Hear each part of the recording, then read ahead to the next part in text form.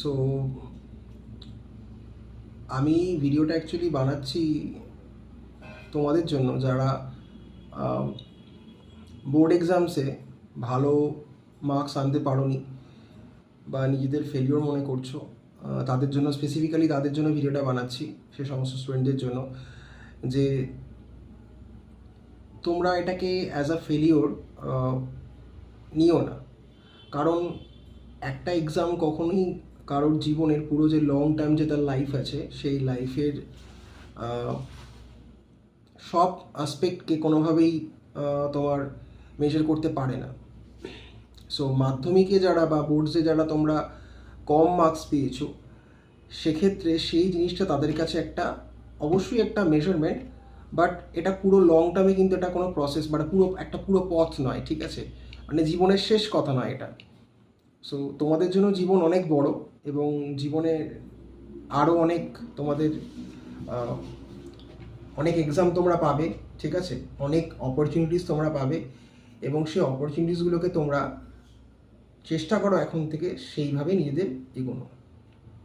দেখো, ভুল তো হতেই পারে, এবং আমাদের জীবনে কোনো না কোনো ক্ষেত্রে সবারই কোনো না কোনো ভুল হতেই পারে, ঠিক আছে? সেটা স্বাভাবিক, মানুষ মাত্রই ভুল হচ্ছে।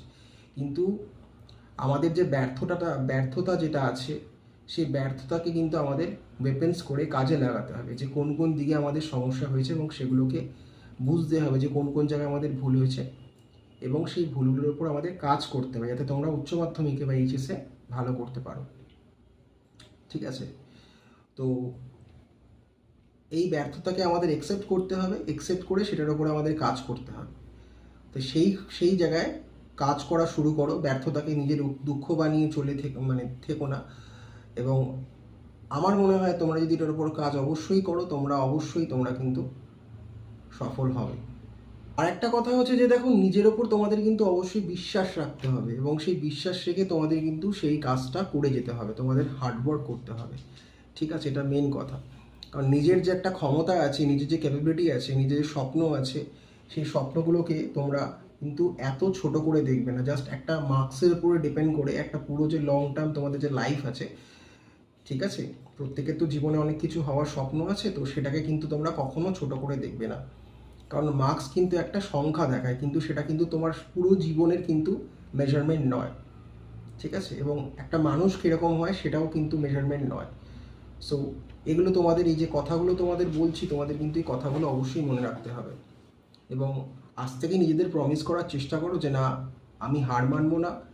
আমার যে ভুলগুলো হয়েছে সেই ভুলগুলো আমি শুধরে নেব, শুধরে নিয়ে আমি পরবর্তী এক্সামে ভালো ফল অবশ্যই করব, এবং সেই মতো নিজেকে তৈরি করো, এগিয়ে চলো। জীবন এখনও অনেক বড় জীবন তোমাদের জন্য আছে, এবং জীবন তোমাদের অপেক্ষায় আছে। তোমরা অবশ্যই সফল হবে।